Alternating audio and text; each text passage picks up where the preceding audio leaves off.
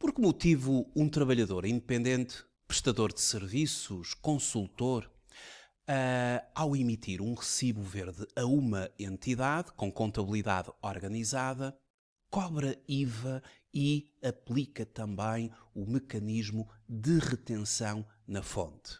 Bom, a resposta está num limite que ele terá já ultrapassado.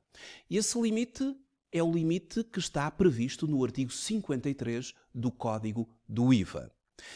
Vamos ao artigo 53 do Código do IVA, o qual nos diz o seguinte. Regime de isenção, artigo 53. O seu número 1. Beneficiam de isenção do imposto os sujeitos passivos que, não possuindo nem sendo obrigados a possuir contabilidade organizada para efeitos de IRS ou IRC, nem praticando operações de importação, exportação ou atividades conexas, nem exercendo atividade que consista na transmissão dos bens ou prestação dos serviços mencionados no anexo E do presente Código, não tenham atingido no ano civil anterior um volume de negócios superior a 15 mil euros. 15 mil euros é o valor que estará agora em vigor em 2025. E aquele trabalhador independente que efetivamente está a emitir um recibo verde cobrando o IVA ao seu cliente é porque no ano anterior terá ultrapassado o limite que está instituído no artigo 51 do Código do IVA. Mas e em relação à retenção na fonte? Porque será que este mesmo trabalhador independente vai ter de deixar lá no seu cliente, na tal entidade com contabilidade organizada, 25% dos seus honorários? Aqui a razão é justificada no próprio código do IRS e também na base deste mesmo limite do código do IVA. É que, em primeiro lugar, e agora reportando-nos ao código do IRS, o artigo 101 do código, retenção sobre rendimentos de outras categorias, prevê o seguinte.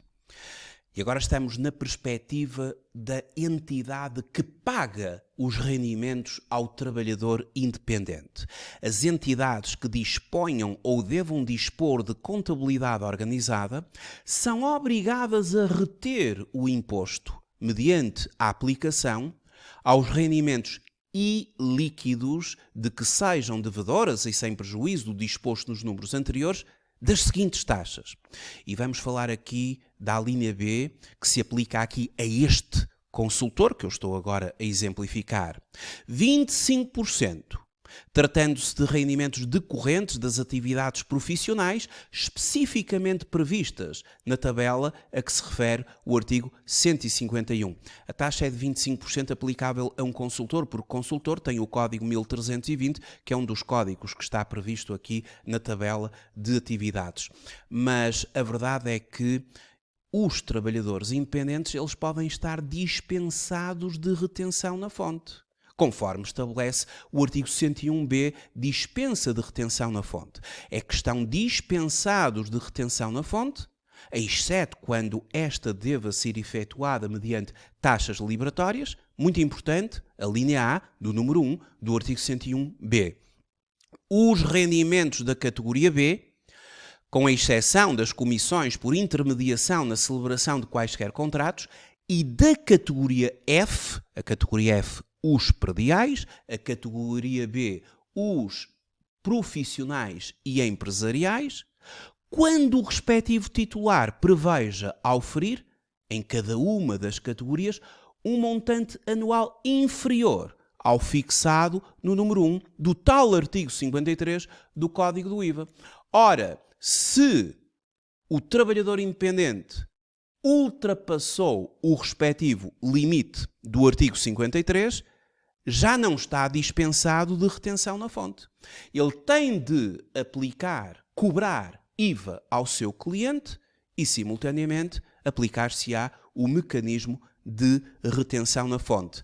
Este limite de 15 mil euros, como eu já referi, ele entra definitivamente agora em vigor em 2025 E muito importante, no ano em que se inicia a atividade, nós, como trabalhadores independentes, temos de fazer uma previsão do nosso volume de negócios desde o mês do início da atividade até ao dia 31 de dezembro daquele ano. Este limite é um limite que tem depois de ser anualizado, porque este é um limite anual. E, por exemplo, se eu faço um início de atividade em novembro e faço uma previsão de 5.000 euros, de novembro até 31 de dezembro, logicamente que, na proporção e anualizando, bom, esse valor é amplamente superior a 15.000 euros para todo o ano e, consequentemente, vou imediatamente ficar sujeito ao regime do IVA e a consequência também da própria retenção na fonte para as entidades com contabilidade organizada. Mas vejamos agora, na perspectiva da entidade que paga o rendimento, como é que ela contabiliza o recibo verde do trabalhador independente, o reconhecimento contabilístico dos serviços de consultoria pagos ao consultor. O consultor tem o código 1320.